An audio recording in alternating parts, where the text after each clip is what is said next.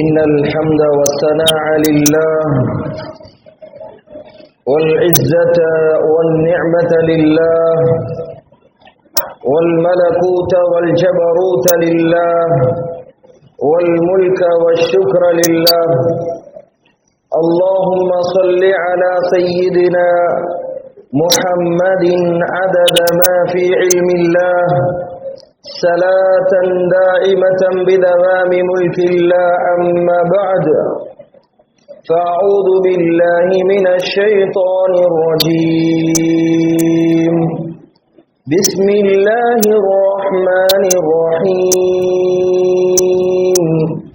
ألف لام ميم.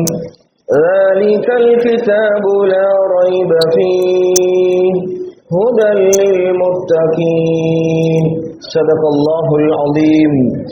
عن عمر بن الخطاب رضي الله عنه قال: قال رسول الله صلى الله عليه وسلم: إنما الأعمال بالنيات وإنما لكل امرئ ما نوى.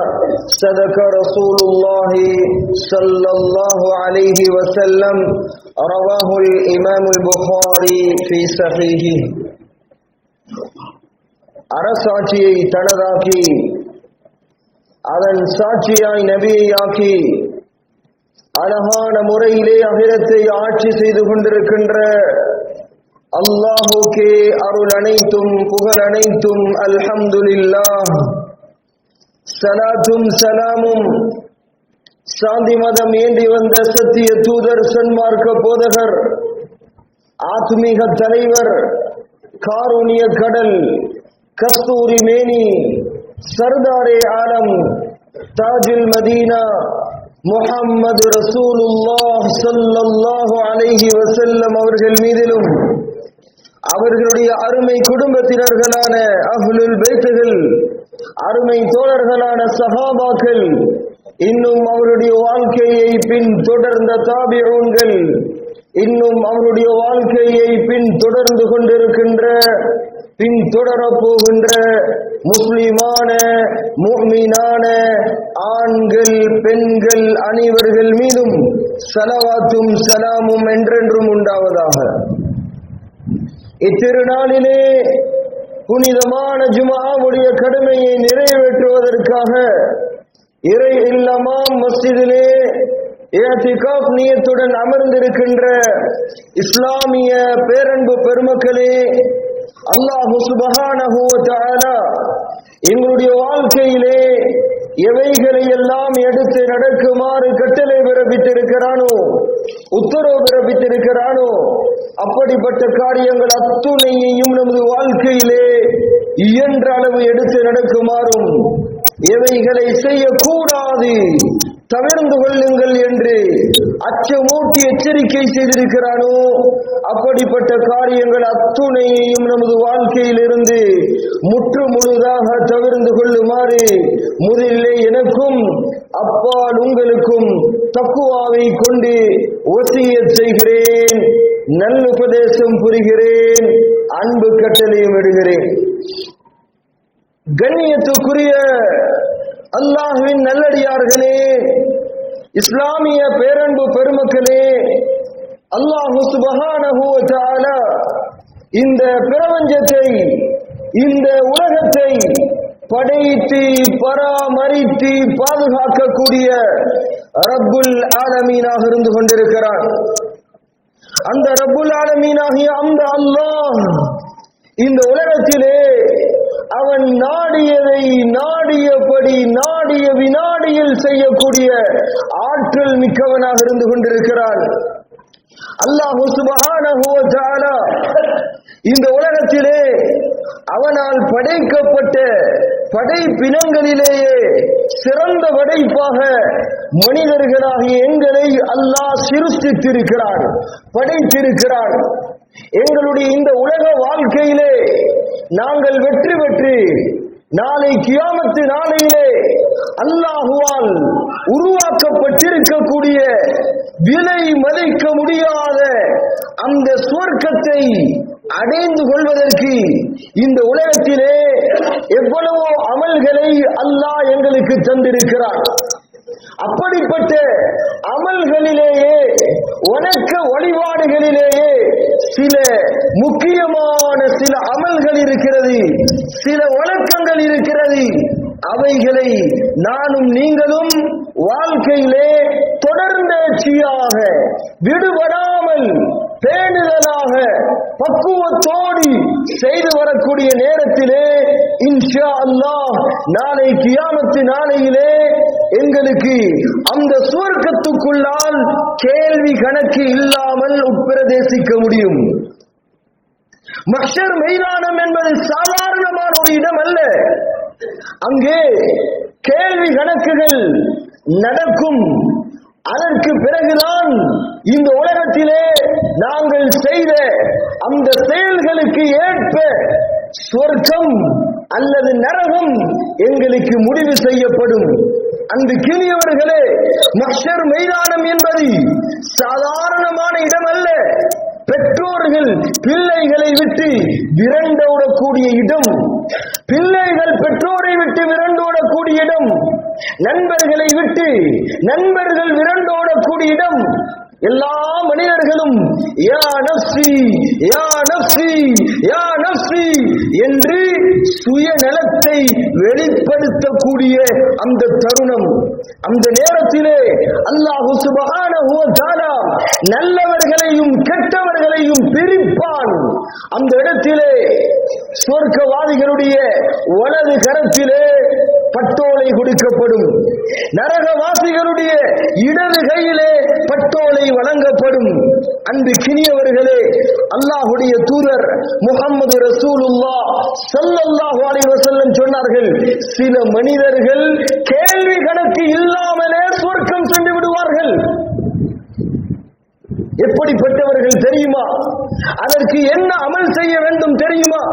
நாங்கள் எல்லாம் உலகத்திலே கஷ்டப்பட்டு அமல் செய்கிறோமே, நோன்பு பிடித்தோம், ரமலானுடைய மாதத்திலே கஷ்டப்பட்டு சம்பாதித்த செல்வத்தில் இருந்து ஜக்காத்து கொடுத்தோம், தான தர்மங்களை சதக்காக்களை வாரி வழங்கியோம், குர்ஆனை கண் குளிர கல்பு குளிர இரவெல்லாம் ஓதினோம். இப்படி பல அமல்களை செய்தோமே. இந்த நேரத்தில் கூட வியாபாரத்தை எல்லாம் விட்டுவிட்டு, உத்தியோகத்தை எல்லாம் விட்டுவிட்டு நாங்கள் இந்த தொழுகைக்கு ஜுமாவுடைய இந்த அமலுக்கு வந்திருக்கிறோமே. எங்களுடைய எதிர்பார்ப்பு என்ன? என்ன எதிர்பார்ப்பு? அந்த விலை மதிக்க முடியாத சுவர்க்கத்தை அடைந்து கொள்ள வேண்டும் என்பதுதான் என்னுடைய உங்களுடைய முஸ்லிம்களுடைய எல்லோருடைய எதிர்பார்ப்பும். அமல் செய்யக்கூடிய நேரத்திலே எதிர்பார்ப்பு அந்த சுவர்க்கத்தை அடைந்து கொள்ள வேண்டும் என்பதுதான். அந்த சுவர்க்கத்தை கேள்வி கணக்கு இல்லாமல் அடைந்து கொள்வதற்கு சில முக்கியமான அமல்கள் இருக்கிறது. கேளுங்கள் முஃமின்களே, கேளுங்கள் அல்லாஹ்வுடைய நல்லடியார்களே. இன்ஷா அல்லாஹ் இன்றைய குதுபா பிரசங்கத்திலே கேள்வி கணக்கு இல்லாமல் சுவர்க்கம் செல்வதற்கு என்னென்ன அமல்கள் இருக்கிறது என்பதை படிப்போம். நியத்து வையுங்கள் இன்ஷா அல்லாஹ். இந்த அமல்கள் என் வாழ்க்கையிலே இருந்தால் இவைகளை மௌத்து வரைக்கும் நான் இஹ்லாசுடன் பேணுதலாக பக்குவமாக நான் வாழ்க்கையிலே நடைமுறைப்படுத்துவேன். யாருடைய வாழ்க்கையிலே சொல்லப்படக்கூடிய இந்த அமல்கள் இல்லையோ அவர்கள் நியத்து வையுங்கள் இன்ஷா அல்லாஹ் இன்றைய நாளில் இருந்து இந்த அமல்களை சொல்ல போகின்ற இந்த அமல்களை நான் வாழ்க்கையிலே எடுத்து நடப்பேன் என்கின்ற நியத்தை உள்ளத்திலே ஏந்தியவர்களாக இன்றைய குதுபா பிரசங்கத்தை செவிசாயுங்கள் முஃமின்களே. அல்லாஹ்வுடைய தூதர் முஹம்மது ரசூலுல்லாஹ் ஸல்லல்லாஹு அலைஹி வஸல்லம் சொல்லுங்களேன் ஸலவாத்தை. நபிகள் நாயகம் ஸல்லல்லாஹு அலைஹி வஸல்லம் அவருடைய பெயரை கேட்டால் ஸலவாத்து சொல்வதற்கு மறந்துவிடக் கூடாது. எந்த சபையிலே அதிகமாக ஸலவாத்துகள் உச்சரிக்கப்படுகிறதோ சொல்லப்படுகிறதோ அந்த சபைக்கு அல்லாஹ்வுடைய அருளும் மக்ஃபிரத்தும் பரக்கத்தும் ரஹ்மத்தும் வானலோகத்திலிருந்து கொட்டிக்கொண்டே இருக்கும், பொழிந்து கொண்டே இருக்கும். அந்த நன்மைகளை நானும் நீங்களும் அடைந்து கொள்ள வேண்டும், அந்த சவாபுகளை அடைந்து கொள்ள வேண்டும், அந்த பரக்கத்துகளை எடுத்துக்கொண்டு நாங்கள் திரும்பி போக வேண்டும், ஆசை இல்லையா? அதனால் நபிகள் நாயகம் ஸல்லல்லாஹு அலைஹி வஸல்லம் அவருடைய பெயரை கேட்டால் உற்சாகமாக, தைரியமாக, சந்தோஷமாக ஸலவாத்துகளை சொல்லிக் கொள்ளுங்கள். ஆம் கண்ணியத்துக்குரியவர்களே, அல்லாஹ்வுடைய தூதர் முஹம்மது ரசூலுல்லாஹ் ஸல்லல்லாஹு அலைஹி வஸல்லம் மக்காவில் இருந்து மதீனாவுக்கு ஹிஜ்ரத் போனார்கள். எங்கள் எல்லோருக்கும் தெரிந்த நிகழ்வாது. அங்கே போய் மதீனாவிலே அவர்கள் முதலாவதாக செய்த பயான் என்ன தெரியுமா? ஃபர்ஸ்ட் பயான் என்ன தெரியுமா? எல்லா மதீனத்து சஹாபாக்களையும் அழைத்தார்கள், மக்கத்து சஹாபாக்களை அழைத்தார்கள், மக்கத்து தோழர்களையும் மதீனத்து தோழர்களையும் முன்னாலே நிறுத்தி முதலாவதாக ஒரு பயான் செய்தார்கள். சொன்னார்கள், தோழர்களே, சஹாபாக்களே, 4 அமல்கள் இருக்கிறது, 4 விஷயங்கள் இருக்கிறது. இந்த 4 அமல்களையும் உங்களுடைய வாழ்க்கையிலே நீங்கள் எடுத்து செய்தால் ததுகுலுல் ஜன்னத பிஸலாம், நாளை கியாமத்து நாளையிலே ரசூல்மார்களோடும் நபிமார்களோடும் சஹாபாக்களோடும் வலிமார்களோடும் இறை நேசர்களோடும் சாலிகான மனிதர்களோடும் உங்களுக்கு VIP லிஸ்டிலே சொர்க்கம் சென்று விடலாம்.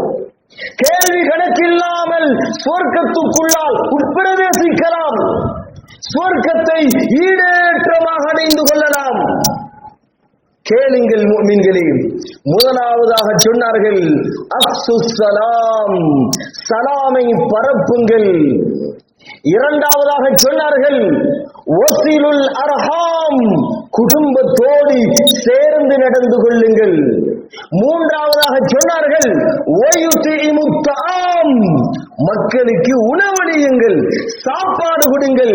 நான்காவதாக சொன்னார்கள் ஸல்லூ பில்லைல் வன்னாசு நியாம், இரவிலே மக்கள் உறங்கக்கூடிய நேரத்திலே நீங்கள் எழும்பி தொழுங்கள்.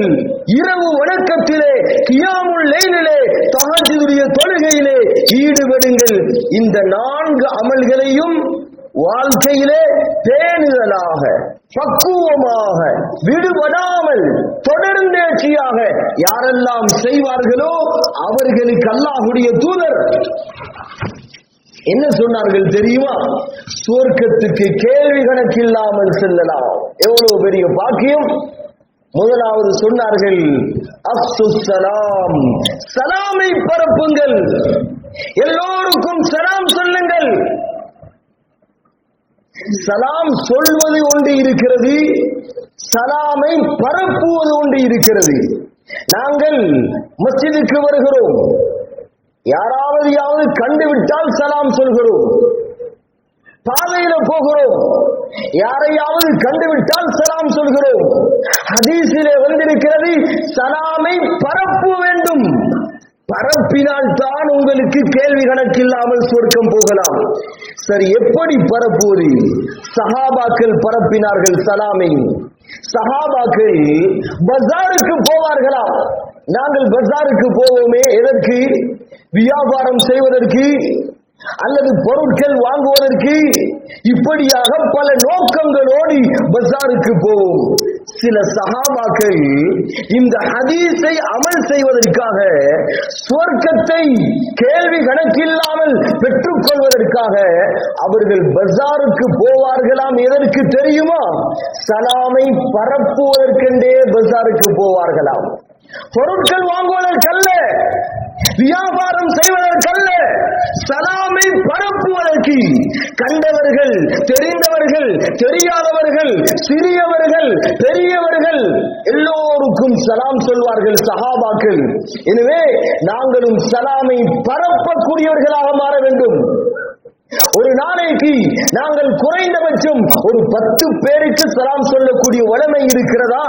நீயத்து வையுங்கள். இன்ஷா அல்லாஹ் இன்றைய நாளிலிருந்து ஜும்மாவுடைய தொழுகை முடிந்து நாங்கள் திரும்பி போகக்கூடிய நேரத்தில் இருந்தாவது இன்ஷா அல்லாஹ் மௌத்து வரைக்கும் அதிகமான மனிதர்களுக்கு நான் சலாம் சொல்வேன், சலாமை பரப்புவேன்.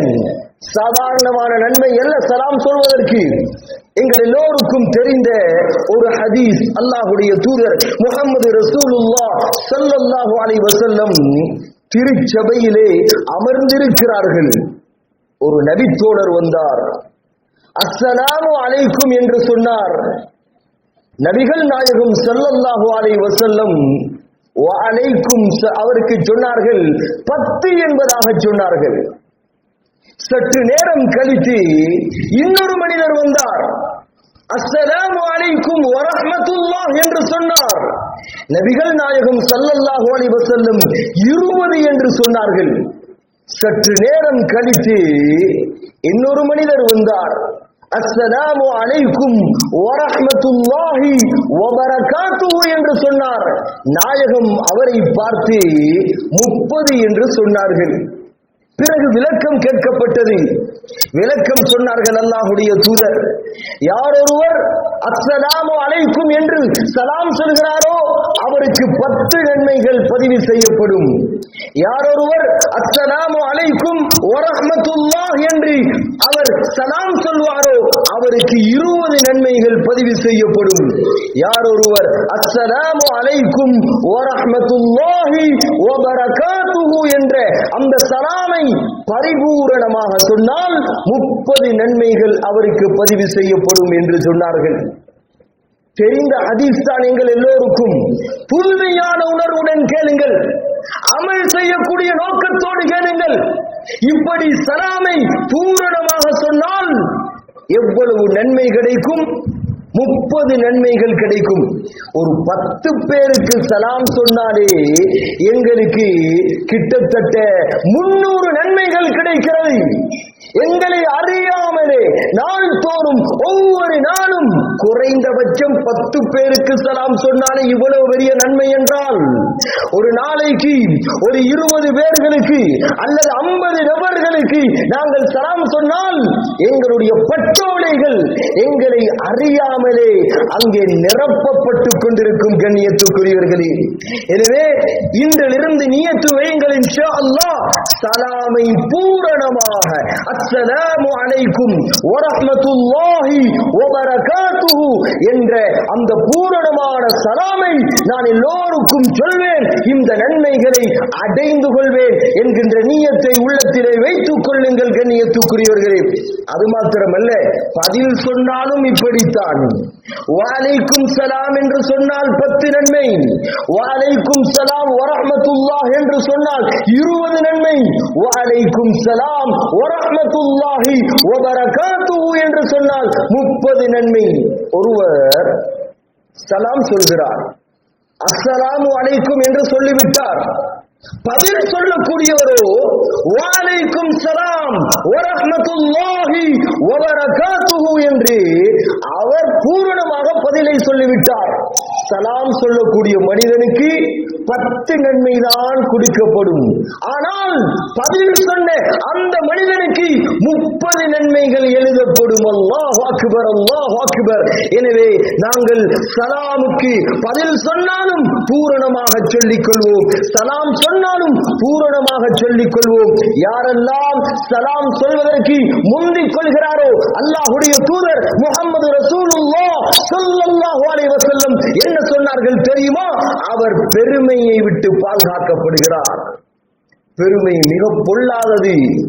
பெருமை என்பது அல்லாஹ்வுடைய ஆடை. அது அல் கிப்ரு ரிதாயி. அல்லாஹ் சுப்ஹானஹு வ தஆலா சொல்கிறார், பெருமை என்பது என்னுடைய ஆடை, என்னுடைய ஆடை. அதை மனிதர்கள் அணிவதை அல்லாஹ் விரும்ப மாட்டான்.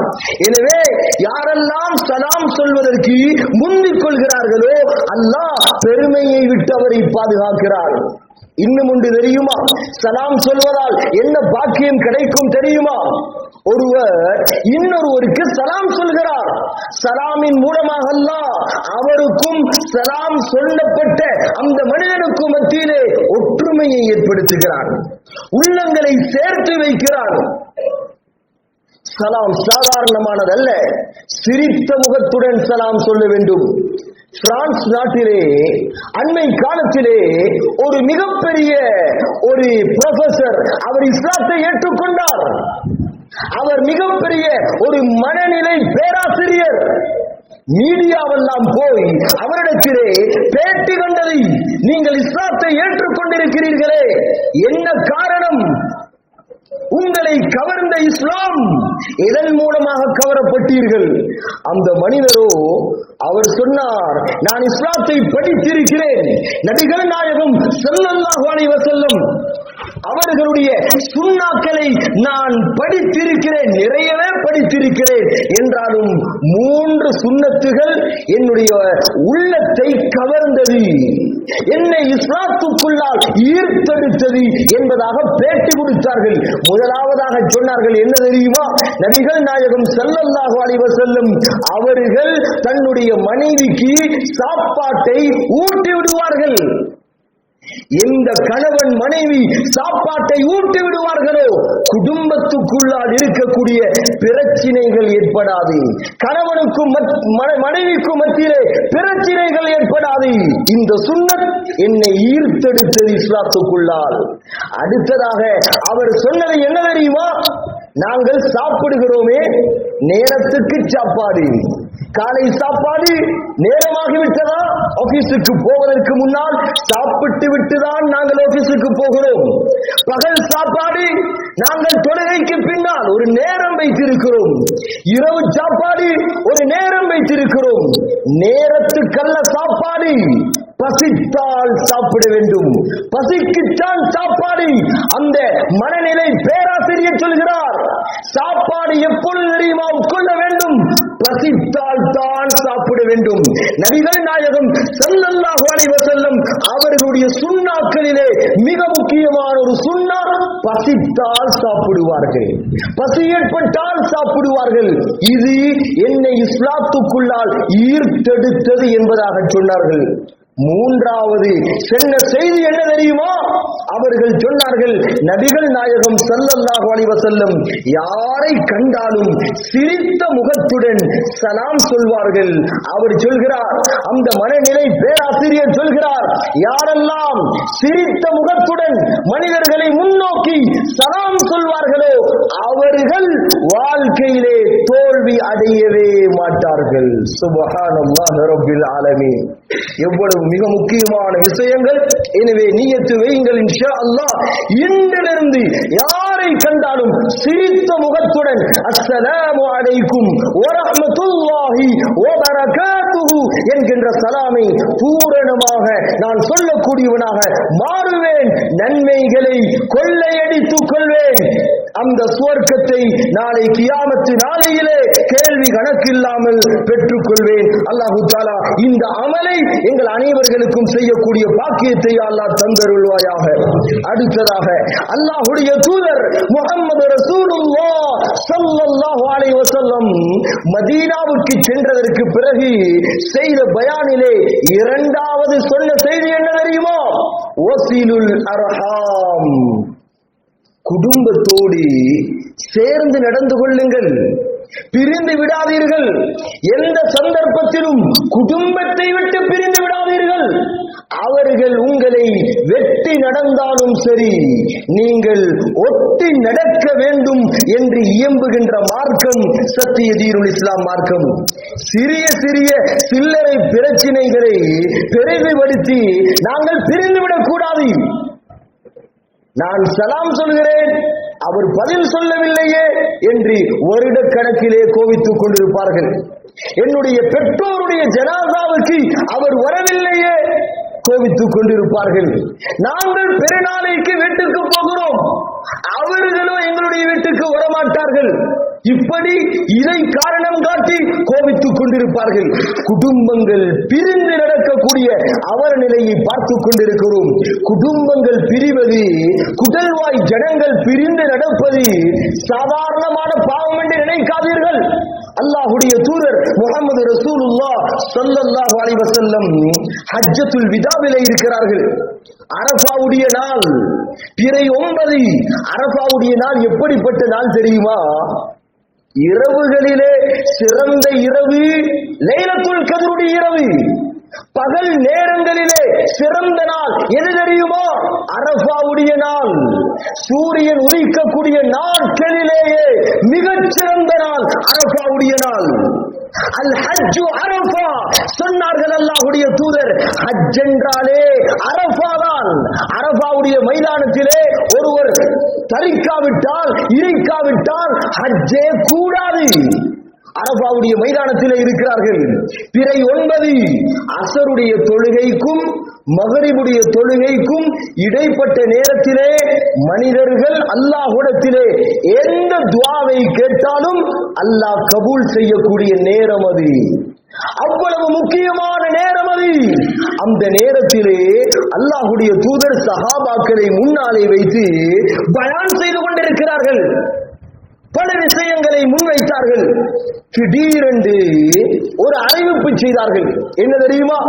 தோழர்களே, என் நண்பர்களே, சஹாபாக்களே, உங்களிலே யாராவது குடும்ப உறவை துண்டித்து கோவித்துக் கொண்டு இந்த இடத்திலே அமர்ந்திருந்தால் அல்லாஹ்வுக்காக கேட்கிறேன், அவர்கள் இந்த சபையிலே உட்கார வேண்டாம். அவர்கள் எழும்பி போய்விடட்டும். பயங்கரமான ஒரு எச்சரிக்கையை செய்தார்கள். அரபாவுடைய மைதானத்திலே 1,24,000 சஹாபாக்கள் அந்த இடத்திலே ஒன்று கூடி இருந்தார்கள். யாருமே எழும்பவில்லை. யாருமே எழும்பவில்லை. பின்புறத்தில் இருந்து ஒரு சஹாபி மெதுமெதுவாக எழும்பினார். எல்லோருடைய முகத்தையும் பார்த்தார். வெட்கம் வந்து விட்டது. யாருக்கும் காணாமல் மெதுமெதுவாக ஓடிவிட்டார் அந்த சபையை விட்டு. இதெல்லாம் பார்த்துக் கொண்டிருக்கிறார்கள். அல்லாஹ்வுடைய தூதர் முஹம்மது ரசூலுல்லாஹ் ஸல்லல்லாஹு அலைஹி வஸல்லம் பயான் செய்து கொண்டே பார்த்துக் கொண்டிருக்கிறார் அவர் போவதை. சில நேரம் கழித்து அந்த நபித்தோழர் மெதுமெதுவாக வந்து யாருக்கும் காணாமல் பின்பக்கத்திலே அமர்ந்து கொண்டார். அல்லாஹ்வுடைய தூதர் முஹம்மது ரசூலுல்லாஹ் ஸல்லல்லாஹு அலைஹி வஸல்லம் அந்த மனிதரை அழைத்து தன் அருகே அமர வைத்தார்கள். கேட்டார்கள், தோழரே, எங்கே போனீர்கள்? நாயகமே, நாயகமே, என்னுடைய சாட்சி, உம்மாவுடைய தங்கச்சி, என் சாட்சி என்னுடன் பேசாமல் இருக்கிறாள் நாயகமே. நான் பேசாமல் அல்ல, நான் சலாம் சொல்கிறேன், அவரோ முகத்தை திருப்பிக் கொள்வாள். நான் வீட்டுக்கு போகிறேன், பெருநாள் நாட்களிலே, நல்ல நாட்களே, கதவை தட்டுவேன், அவள் திறந்து பார்ப்பாள். என் முகத்தை கண்டதும் கதவை இழுத்து அடைத்துக் கொள்வாள். இப்படித்தான் நாயகமே நான் பேசுகிறேன், அவள் தான் பேசாமல் இருக்கிறாள். நாயகமே, நீங்கள் பயான் செய்ததும் நான் ஓடோடி போனேன், கதவை தட்டினேன், சாட்சியிடத்திலே அவசர அவசரமாக உங்களுடைய இந்த பயானை சொல்லி காண்பித்தேன். நாயகமே, என் சாட்சி அழுது விட்டால் நாயகமே, என்னை கட்டி அணைத்தால், மன்னிப்பு கேட்டால், பிரிந்த குடும்பம் அங்கே நாங்கள் சேர்ந்து கொண்டோம் நாயகமே, நாங்கள் சந்தோஷமாகிக் கொண்டோம் நாயகமே. என்னிடத்திலே மன்னிப்பு கேட்க, நானும் மன்னிப்பு கேட்க, அவள் அழுக, நானும் அழுக, அப்படியே நாங்கள் சந்தோஷமாகிக் கொண்டோம். மீண்டும் இந்த இடத்துக்கு வந்தோம் நாயகமே என்று சொல்ல, அல்லாஹ்வுடைய தூதர் முஹம்மது ரசூலுல்லாஹ் ஸல்லல்லாஹு அலைஹி வஸல்லம் அந்த தோழரை மாத்திரம் பார்த்து பதில் சொல்லவில்லை. ஒட்டுமொத்த 1,24,000 சஹாபாக்களை பார்த்து சொன்னார்கள், ஆனா அறிந்து கொள்ளுங்கள் தோழர்களே, யாராவது குடும்ப உறவை துண்டித்து உலகத்திலே வாழ்கிறார்களா, அவர்கள் அல்லாஹ்வுடைய ரஹ்மத்தை விட்டே தூரமாக்கப்பட்டு விட்டார்கள். அதற்கு பிறகு அந்த நபி தோழரை பார்த்து சொன்னார்கள், தோழரே, இப்பொழுதுதான் அப்பா அல்லாஹ்வுடைய ரஹ்மத்தால் நீங்கள் கவரப்பட்டு விட்டீர்கள். அப்படி என்றால் குடும்பங்கள் பிரிந்த நிலைமையிலே தௌபா செய்தால், குடும்பங்கள் பிரிந்த நிலைமையிலே இரவிலே நின்று வணங்கினால், குடும்பங்கள் பிரிந்த நிலைமையிலே நாங்கள் தொழுதால், அமல் செய்தால் அவைகள் அங்கீகரிக்கப்படுமா? கேள்விக்குறியாகத்தான் இருக்கும். எனவே நியத்து வையுங்கள், இன்ஷா அல்லாஹ். யாரெல்லாம் சிறிய சிறிய பிரச்சனைகளுக்காக கோவித்துக் கொண்டிருக்கிறார்களோ இன்ஷா அல்லாஹ் இன்றைய நாளே நாங்கள் சந்தோஷமாக கொள்வோம், சலாம் சொல்லிக் கொள்வோம். நண்பர்களுக்கு மத்தியிலே பிரச்சனையா கோவித்துக் கொண்டிருக்கிறீர்களா? குடும்பங்களுக்கு மத்தியிலே பிரிந்து நடக்கிறீர்களா? உறவினர்கள் பிரிந்து நடக்கிறீர்களா? பக்கத்து வீட்டுக்காரர்களோடு பிரச்சனையா? நியத்து வையுங்கள், இன்ஷா அல்லாஹ் இன்றே போவேன், சலாம் சொல்வேன். நாங்கள் பிரிந்த அந்த உறவை இன்றிலிருந்து புதுப்பித்துக் கொள்வோம். அல்லாஹு தஆலா அந்த பாக்கியத்தையும் எங்கள் அனைவர்களுக்கும் தந்தருள்வாயாக. இந்த அமலை செய்தால் ததுகுலுல் ஜன்னத பிஸலாம், சொர்க்கத்தை ஏற்றமாக அடைந்து கொள்ளலாம். அடுத்து மூன்றாவதாக மதீனாவுக்கு சென்றதற்கு பிறகு செய்த பயான் என்ன தெரியுமா? மக்களுக்கு உணவளியுங்கள், சாப்பாடு கொடுங்கள், விருந்தோம்பல் செய்யுங்கள். விருந்தோம்பல் செய்வது, சாப்பாடு கொடுப்பது சாதாரணமான அமல் அல்ல. அல்லாஹ்வுடைய அன்பை எதிர்பார்த்து, அல்லாஹ்வுடைய கருணையை எதிர்பார்த்து, சொர்க்கத்தை எதிர்பார்த்து அல்லாஹ் குர்ஆனிலே சொல்கிறானே, இன்னமா நுதுஇமுகும் லிவஜில்லாஹ் லா நுரீது மின்கும் ஜஸாஅன் வலா ஷுகூரா. சொர்க்கவாசிகளுடைய தன்மையை அல்லாஹ் குர்ஆனிலே விவரிக்கிறார். அவர்களோ மக்களுக்கு சாப்பாடு கொடுப்பார்கள். சாப்பிட வந்தவர்கள், வீட்டுக்கு வந்தவர்கள், நாங்கள் உணவளித்தவர்கள், அவர்கள் ஜஸாக்கல்லாஹ் என்று சொல்வதை கூட அவர்கள் எதிர்பார்க்க மாட்டார்கள். அவர்கள் நன்றி செலுத்துவதை கூட எதிர்பார்க்க மாட்டார்கள். எந்த ஒன்றையும் எதிர்பார்க்க மாட்டார்கள். அவருடைய எதிர்பார்ப்பு என்ன தெரியுமா? அல்லாஹ் என்னை பார்த்து சந்தோஷப்பட வேண்டுமே, என் செயலை பார்த்து அல்லாஹ் சந்தோஷப்பட வேண்டுமே என்பதற்காக மக்களுக்கு உணவளிப்பார்கள். இதுதான் சொர்க்கவாசிகளுடைய தன்மை என்று குர்ஆன் விவரிக்கிறது. ஆம் கண்ணியத்துக்குரியவர்களே, நமது முன்னோர்கள், நமது மூதாதையர்கள், நமது சலவுகள், முன்னால் வாழ்ந்து மறைந்த இறை நேசர்கள், அவர்கள் பசி ஆறுவதிலே இன்பம் காணவில்லை, பரிமாறுவதிலே இன்பம் கண்டார்கள். தான் சாப்பிட்டு சாப்பிட்டு வயிறு வளர்ப்பதிலே இன்பம் காணவில்லை, பிறருக்கு கொடுப்பதிலே இன்பம் கண்டார்கள். பிறருக்கு கொடுத்து அவர்கள் சாப்பிடுவதை பார்த்து கண் குளிர்ச்சி அடைந்தார்கள். எனவே நாங்களும் கஷ்டமான மனிதர்களுக்கு, எளியவர்களுக்கு, அனாதைகளுக்கு, விதவைகளுக்கு, ஒருமை கோட்டின் கீழால் வாழக்கூடிய மனிதர்களுக்கு சாப்பாடு கொடுக்கக்கூடியவர்களாக மாற வேண்டும், உணவளிக்கக்கூடியவர்களாக மாற வேண்டும். குறைந்தபட்சம் வெள்ளிக்கிழமை நாளாவது நாங்கள் ஒரு பார்சலை கட்டி ஒரு ஏழைக்கு கொடுத்து விட வேண்டும். அல்லது ஒரு மிஸ்கீனை வீட்டுக்கு அழைத்து வந்து, ஒருவரை வீட்டுக்கு விருந்தாளியாக கூட்டி வந்து சாப்பாடு கொடுக்க வேண்டும். சாதாரணமான அமல் அல்ல. வாழ்க்கையிலே கஷ்டங்கள் இருக்கலாம், வாழ்க்கையிலே பிரச்சனைகள் இருக்கலாம், தீராத நோய்கள் இருக்கலாம், ஏதாவது ஒன்றை எதிர்பார்த்துக் கொண்டிருக்கலாம். நாங்கள் அதை அடைய வேண்டும் என்கின்ற ஆசை இருந்தால் நேர்ச்சை வைத்து சாப்பாடு கொடுக்க வேண்டும். நபி இப்ராஹிம் அலைஹிஸ்ஸலாம் நேர்ச்சை வைத்தார்கள். அவர்களுக்கு ஒரு குழந்தை கிடைக்க வேண்டும் என்று. நீண்ட காலமாக குழந்தை பாக்கியம் இல்லாமல் நபி இப்ராஹிம் அலைஹிஸ்ஸலாம் உலகத்திலே வாழ்ந்தார்கள், நேர்ச்சை வைத்தார்கள். மக்களுக்கு நாங்கள் சாப்பாடு கொடுப்போமே, உணவளிப்போமே. அவர்களும் மனைவியும் சேர்ந்து நேர்ச்சை வைத்து மக்களுக்கு சாப்பாடு கொடுத்தார்கள்.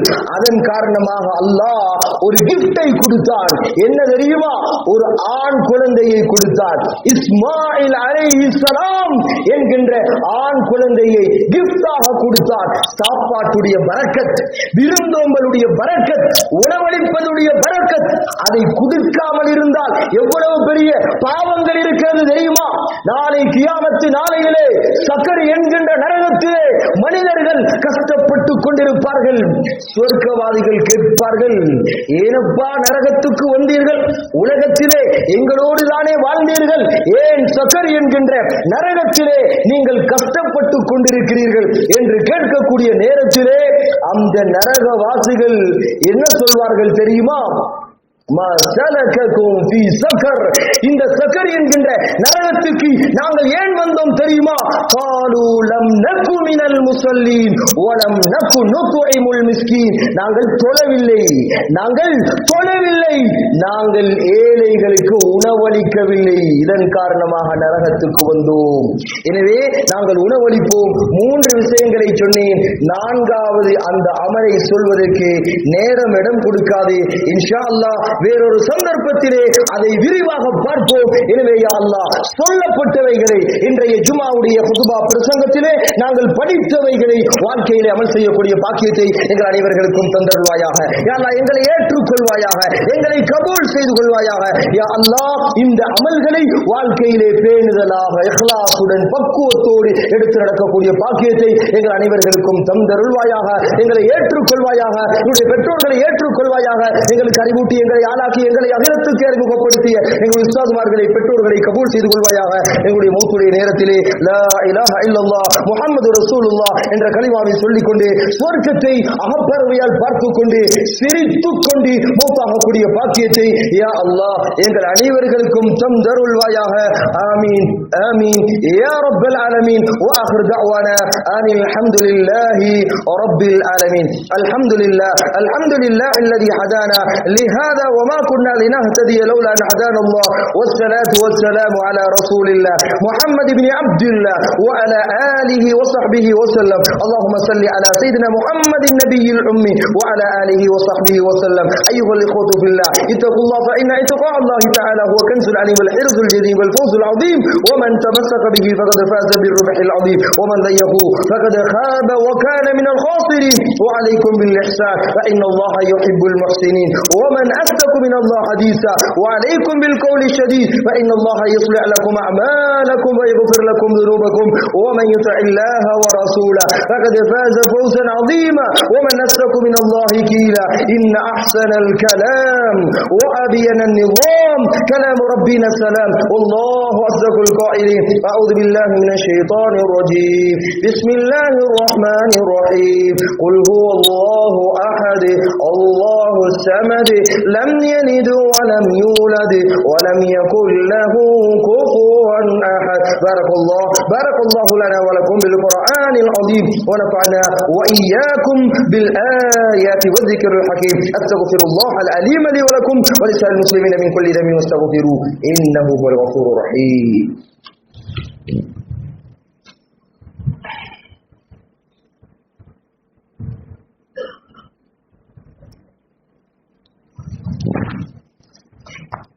الحمد لله الذي أرشدنا إلى صراط مستقيم وأنعم علينا بدينه التقويم. وأشهد أن لا إله إلا الله وأشهد أن محمدا عبده ورسوله صلى الله على رسول الأمين سيدنا محمد وعلى آله وصحبه ومن تبعهم بإحسان إلى يوم الدين. أما بعد أيها الإخوة في الله اتقوا الله وأطيعوا إن أكرمكم عند الله أتقاكم.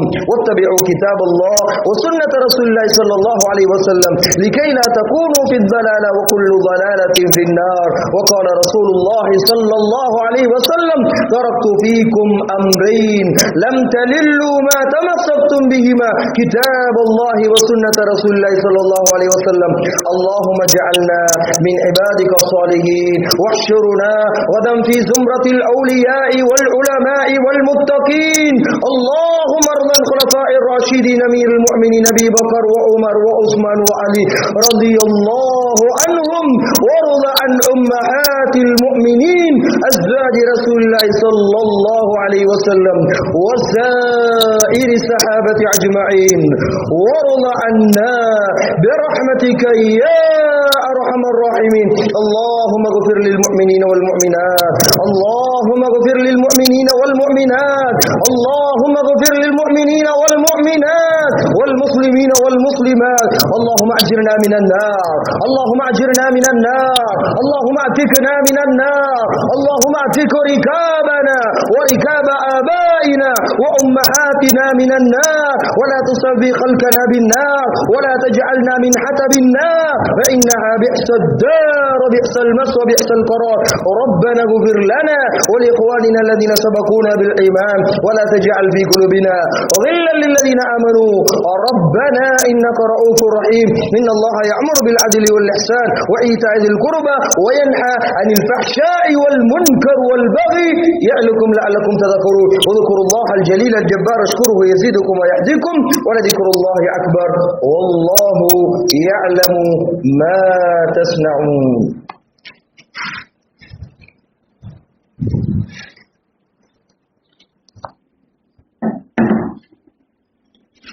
اللهم صل على سيدنا محمد وعلى ال سيدنا محمد. الله اكبر الله اكبر اشهد ان لا اله الا الله اشهد ان محمدا رسول الله. حي على الصلاه حي على الفلاح قد قامت الصلاه قد قامت الصلاه. الله اكبر الله اكبر لا اله الا الله.